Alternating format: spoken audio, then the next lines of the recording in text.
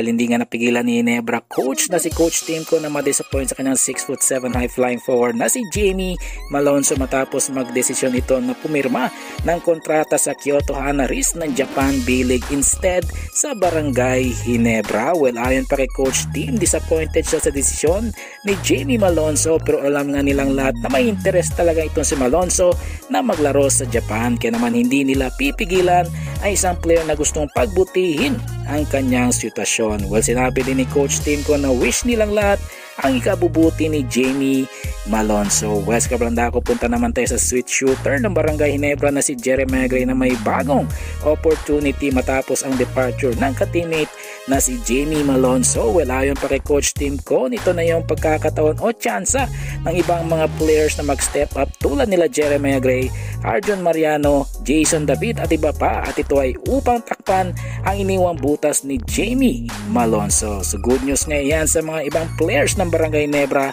especially itong si Jeremiah Gray.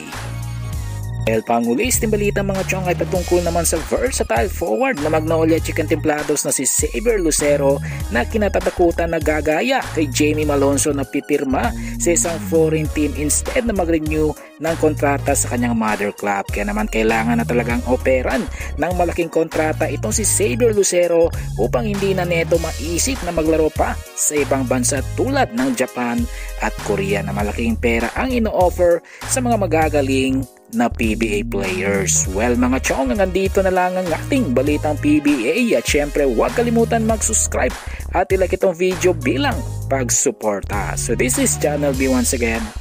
I'm out.